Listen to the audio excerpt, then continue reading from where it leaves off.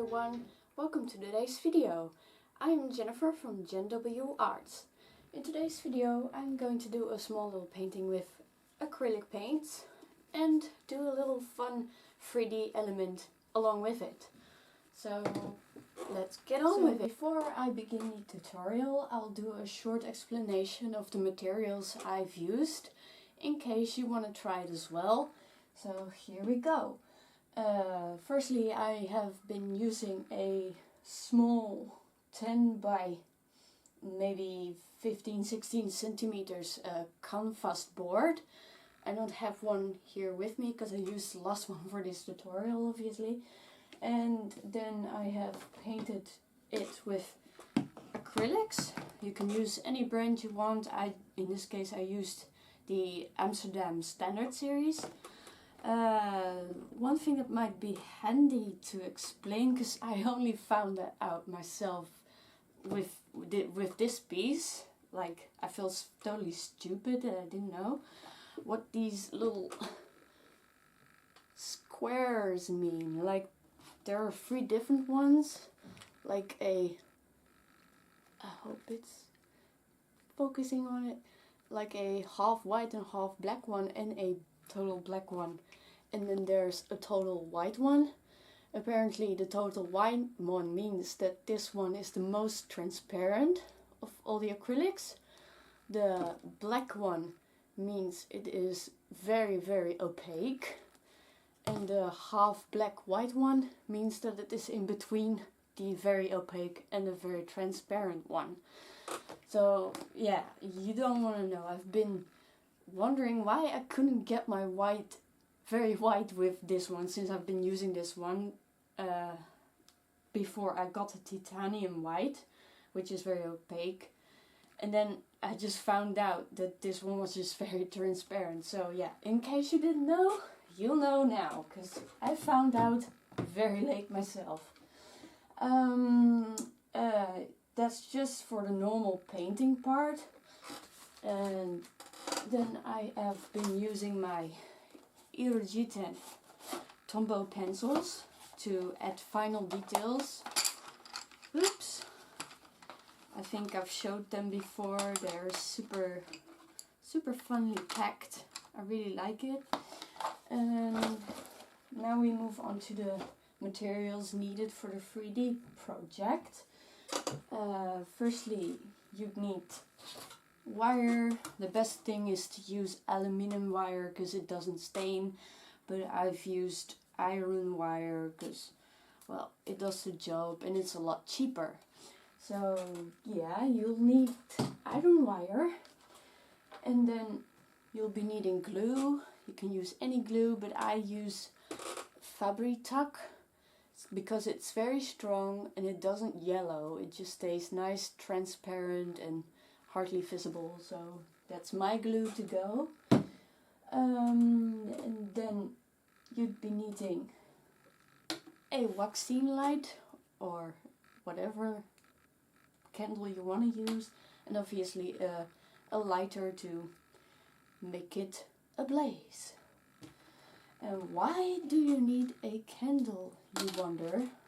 Well, that's because we're going to use Angelina film, or it's also called fantasy fusible film. And well, yeah, why you need fire with this, I'll explain in the tutorial, because it's really cool and I just don't want to spoil it yet. So yeah, if you want to find out what this is all about, then go watch the video. And then the last thing I have used is the golden solid gel medium. And why I need to use this, you will also see later in the video. Anyway, this is all the stuff. Oh wait, I forgot. If you were gonna want to cut the wire, you'll need a cutting plier, or however the hell you say that, which is quite obvious. And to cut the fantasy film, I just use a little scissor. You can use a big one, but I use a little one because it's a bit more precise and easier to get into the little nooks and crannies and stuff. So yeah, that's about it. Now let's move on to the real tutorial. First of all, I have to apologize. Unfortunately, I missed filming the first bit because I forgot to hit the record button. But what I did was to paint the entire canvas with an ochre yellow. It's slightly transparent so I can still see my sketch underneath. I do this so I can judge my values better when I get to block in the cat. Also, I'm going to use lots of white, so having a colored surface to work from will make things a lot easier when working with white. Then I block in the white and roughly shade some areas with a purple color because I already decided I'm going to have a dark purple background layer. Then I move on to block in the orange part of my little furry friend, using a burnt sienna. This color is very transparent, so it needs more layers to turn more opaque. Also, you could mix it with a more opaque color that comes close to your transparent color, to speed up the covering process and reduce layers that would otherwise be needed.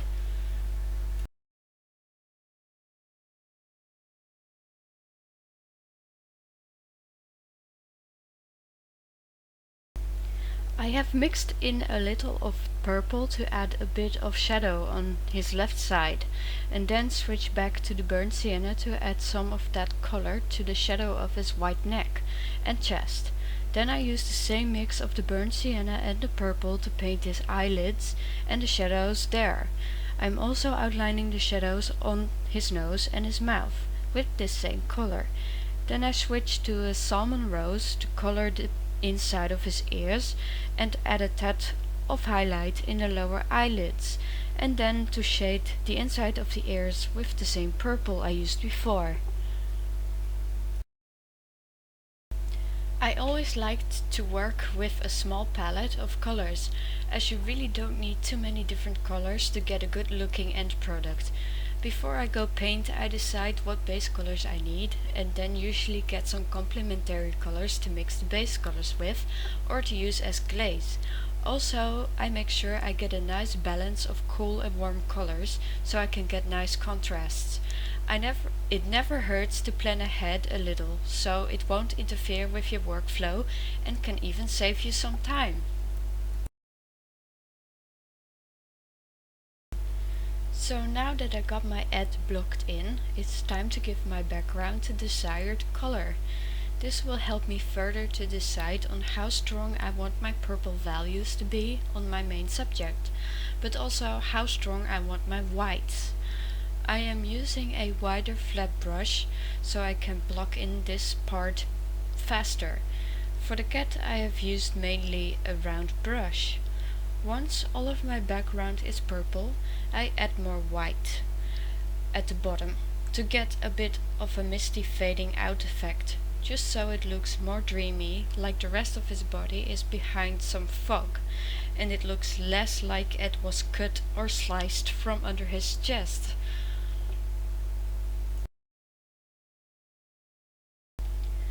Then I add more faint white to the rest of the background, just to make it a bit more interesting and to amplify the misting illusion.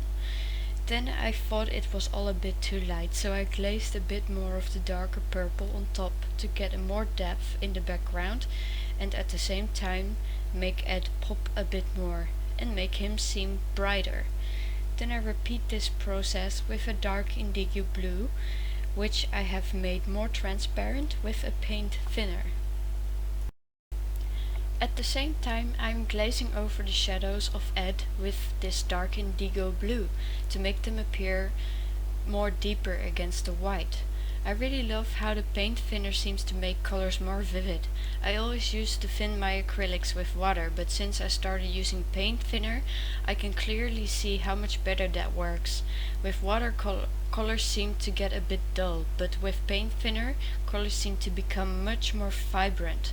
Also, I am not sure if it is true when you mix acrylics with water that it can cause your paint to chip in the long run. My old pieces still appear to be in a good condition. For the 3D part I have cut some iron wire and bent them in the shape of petals and laid them out to see how much more I'd need and what would look best. The plan is to create a 3D flower just around Ed's head, almost like a halo. When I got all the pieces of wire ready, the real fun begins. I cut strips out of my fantasy fusible film and stick 3 wired petals on each strip. This way I do not get to waste too much of my film. The little leftovers I collect later and keep those in a bag for other projects. When all 3 petals are down, I take another strip of the fusible film and glue it on top of the still bare parts. This way I got film on both sides of the petal. You don't have to do this, but I just don't like to keep the wire bare. It just looks better this way. When the glue is dry, I separate the 3 petals and cut out their initial shape. I always cut a wee bit away from the wire to keep some excess film on the edges, which is necessary later. Fusible film can be a bit tough to cut through, because it's a bit plastic-ish, but because of this it is very strong and durable material, as it doesn't rip easily. For the next step I took out a tea light, and this is where the magic happens with the fusible film. Fusible film needs to be slightly heated for it to truly fuse. By doing so, the film becomes harder and starts to wrap around the wire completely. But the most amazing part during this process is how the colors explode in the film. And for that ability I am so in love with this material. It just looks so magical and gorgeous. I don't think the camera captures this very well, unfortunately. This really has to be seen in person. So remember the excess edges? I needed those so I can melt them in a nice round smooth edge, so the edge doesn't have the bare wire. But while doing this, make sure you move the film swiftly over the flame and not too close. If you get too close or move too slow, you can burn a hole in your film. Unless, of course, this is something you were looking for to achieve.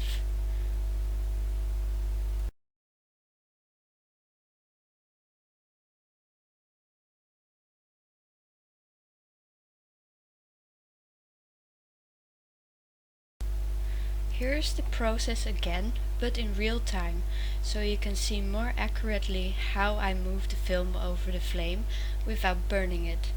Also, be careful not to burn your fingers while doing this step.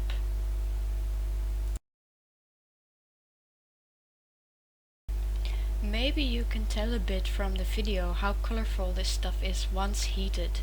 Colors will shift continuously in different angles or by the way light hits it. Also, the color of the film will completely change depending if it's being held against a very dark background or a very light one. I tell you, this stuff is just so fascinating and pretty. Also, fusible film is very versatile and can be used with almost any kind of medium and project. I often love to use it to decorate my sculptures with, like making pretty butterfly wings or fire or water effects, but also to cut it to tiny pieces to get some sort of glitter effect, or to mix these small pieces with clear resin to get pretty color shifting sparkles in your clear cast. Once I got all my petals done, I start gluing them on my painting. The longest petals on top, and having them getting smaller the lower they go. It may look a bit odd in this stage, but by the end it will make a whole lot more sense, I promise. Then I go back in to add some more details. If you're smart, unlike me, you do this before gluing the petals on. But I was just so excited to try that I couldn't wait. Sometimes the petals get a bit in the way, but I managed in the end. I am using the tombow Irojiten pencils this time. I found that working with color pencils over acrylics works surprisingly well to add quick details. It saves you the time of mixing colors and loading your brush every time. And because wax and oil-based pencils are water resistant, you can glaze over them with acrylics. With paint thinner, however, you have to be more cautious, as it can dissolve your pencil strokes.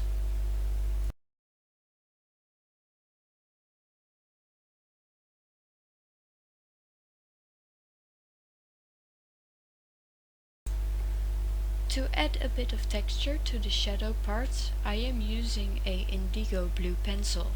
I also use this color to make his markings darker.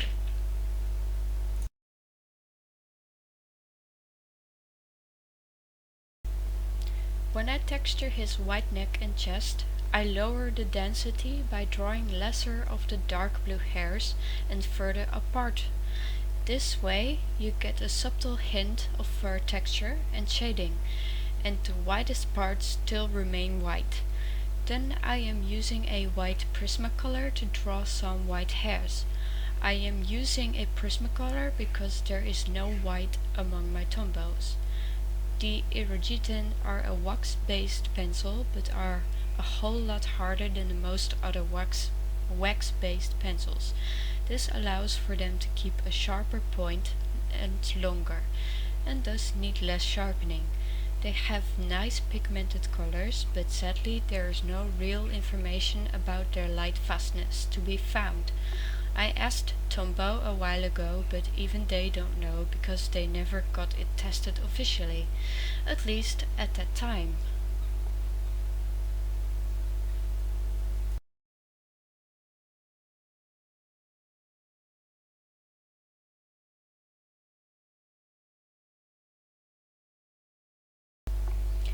Here I am adding the last layers of pencils with a yellow and a blue polychromo pencil.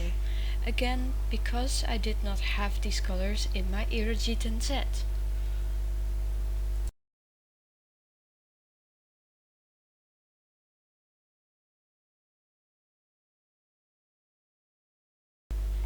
Now I am going to add my last layers of glazes to enhance some shadows and to brighten up some colors.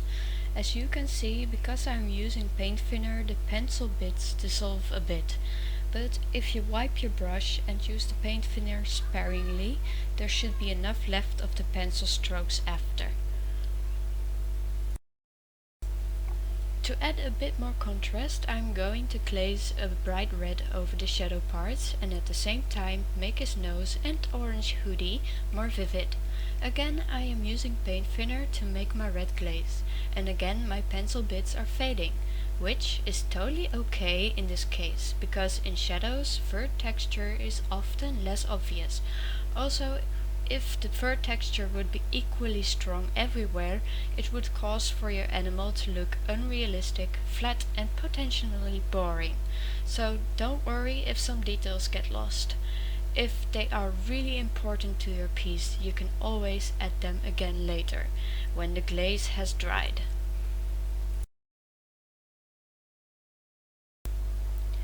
For the final touches, I'm using white calligraphy ink to paint his whiskers and some highlights. This calligraphy ink is not permanent, which means it can always be activated with water. So if you're using this ink, make sure you use it at the very end, when you no longer need to paint or glaze, as the ink would be reactivated and give you white smudges, which you would not want. Now the painting is done, I go finish the flower. First off, you got these harsh ugly edges where the flower petals are stuck on the canvas. I am going to blend them into the painting by creating a texture using a solid gel medium. It will dry transparent, so the ugly white will disappear. Not that it matters in this case, because I will paint over it. So now we have an edge that resembles a flower's heart. Finally, I am going to add the second and last row of petals to complete the flower. I left enough room behind the first row so I could shove the second row with a dab of glue right underneath the first petals. Of course you could have stopped at the first row, but I just felt adding a second layer of petals would give more interest to the flower.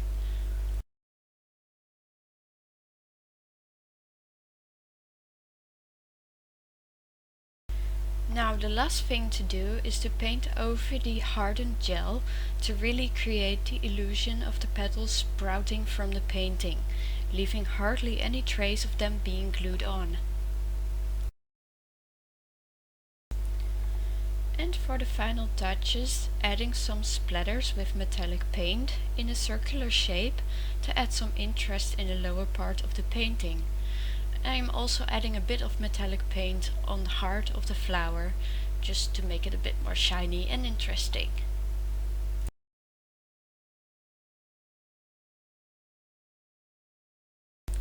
So now the piece is done. Just look at those amazing colorful petals. Anyway, I hope you enjoyed this video. If you did, leave me a like, and if you don't want to miss out on future videos, then please subscribe to my channel. Also, my giveaway is still going, so if you want to enter, then follow the link in this video's description. Thank you for watching, and hopefully until next time.